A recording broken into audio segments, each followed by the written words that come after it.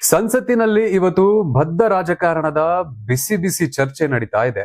NEET paper leak ಹಗರಣದಿಂದ ಲಕ್ಷಾಂತರ ವಿದ್ಯಾರ್ಥಿಗಳು ಸಂಕಷ್ಟಕ್ಕೆ ಸಿಲುಕಿದ್ದಾರೆ, ಕೆಲವರು ಪ್ರಾಣ ಕಳೆದುಕೊಂಡಿದ್ದಾರೆ ಅಂತ ರಾಜ್ಯಸಭೆಯಲ್ಲಿ ವಿಪಕ್ಷ ನಾಯಕ ಮಲ್ಲಿಕಾರ್ಜುನ ಖರ್ಗೆ ಅವರು ಸಖತ್ ಕಿಡಿಕಾರಿ ಮಾತನಾಡಿದ್ದಾರೆ.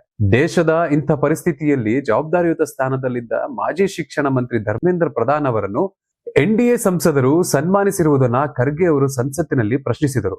ಪೇಪರ್ ಲೀಕ್ ಆಗಿ ಮಕ್ಕಳು ಕಣ್ಣೀರು ಹಾಕುತ್ತಿರುವಾಗ ಈ ರೀತಿಯ ಸನ್ಮಾನದ ಅವಶ್ಯಕತೆ ಏನಿತ್ತು ಅಂತ ಅವರು ನೇರವಾಗಿ ಸದನದಲ್ಲಿ ಚರ್ಚೆ ಮಾಡಿದ್ದಾರೆ.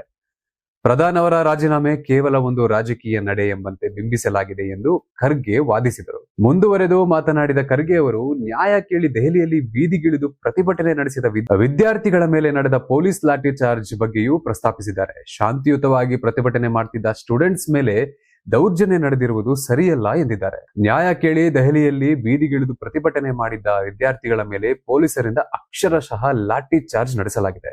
ಹೆಣ್ಣು ಮಕ್ಕಳು ಅಂತ ಕೂಡ ನೋಡದೆ ರಸ್ತೆಯಲ್ಲಿ ಎಳೆದಾಡಿದ್ದಾರೆ, ಹಲ್ಲೆ ನಡೆಸಿದ್ದಾರೆ. ವಿದ್ಯಾರ್ಥಿಗಳಿಗೆ ಸಿಕ್ಕಿದ್ದು ಲಾಠಿಯೇ ಹೊರತು ನ್ಯಾಯ ಅಲ್ಲ. ಆದರೆ ಇಷ್ಟೆಲ್ಲಾ ಪೊಲೀಸ್ ದೌರ್ಜನ್ಯ ನಡೆದಿದ್ರೂ ದೇಶದ ಗೃಹ ಸಚಿವ ಅಮಿತ್ ಶಾ ಮಾತ್ರ ತುಟಿಕ್ ಪಿಟಿಕ್ ಅಂತಿಲ್ಲ ಎಂದು ಖರ್ಗೆ ಅವರು ಮಾತನಾಡಿದರು. ಇನ್ನು ಇದರ ಜೊತೆಗೆ ಅಮಿತ್ ಶಾ ಅವರ ನಡವಳಿಕೆ ಖಂಡಿಸಿ ಖರ್ಗೆ ಅವರು ಗೃಹ ಸಚಿವರ ರಾಜೀನಾಮೆಗೆ ಪಟ್ಟು ಹಿಡಿದಿದ್ದಾರೆ.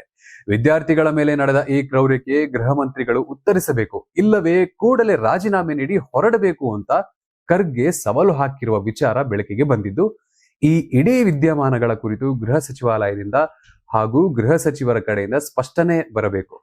ವಿದ್ಯಾರ್ಥಿಗಳ ಮೇಲಿನ ದೌರ್ಜನ್ಯದ ಬಗ್ಗೆ ಸರ್ಕಾರ ಉತ್ತರಿಸಬೇಕು ಎಂದು ಸಂಸತ್ತಿನಲ್ಲಿ ಬಲವಾಗಿ ಒತ್ತಾಯಿಸುತ್ತಿದ್ದಾರೆ ಅಂತ ತಿಳಿದು ಬಂದಿದೆ. ಇನ್ನು ಇದರ ಜೊತೆಗೆ ಪೇಪರ್ ಲೀಕ್ ವಿರೋಧಿ ಕಾನೂನು ವಿಚಾರವಾಗಿ ಮಾತನಾಡ್ತಾ ನಾವು 2024ರಲ್ಲೇ ಕಠಿಣ ಕಾನೂನು ತರಬೇಕು ಅಂತ ಆಗ್ರಹಿಸಿದ್ದೆವು ಎಂದು ಖರ್ಗೆ ನೆನಪಿಸಿದ್ದಾರೆ. ವಿದ್ಯಾರ್ಥಿಗಳು ಮತ್ತು ಯುವಕರ ಆಕ್ರೋಶಕ್ಕೆ ಮಣಿದು ಕೊನೆಗೂ ಸರ್ಕಾರ ಇಂಥ ಕ್ರಮಗಳನ್ನ ಕೈಗೊಳ್ಳುವ ಪರಿಸ್ಥಿತಿ ಬಂದಿದೆ ಎಂದಿದ್ದಾರೆ. ಪ್ರಜಾಪ್ರಭುತ್ವದಲ್ಲಿ ವಿದ್ಯಾರ್ಥಿಗಳ ಧ್ವನಿ ಮತ್ತು ಸಂಸತ್ನಲ್ಲಿ ವಿಪಕ್ಷಗಳು ಎತ್ತಿರುವ ಈ ಗಂಭೀರ ಪ್ರಶ್ನೆಗಳಿಗೆ ಸರ್ಕಾರ ಹೇಗೆ ಸ್ಪಂದಿಸುತ್ತದೆ ಎಂಬುದನ್ನ ಕಾದು ನೋಡೋಣ.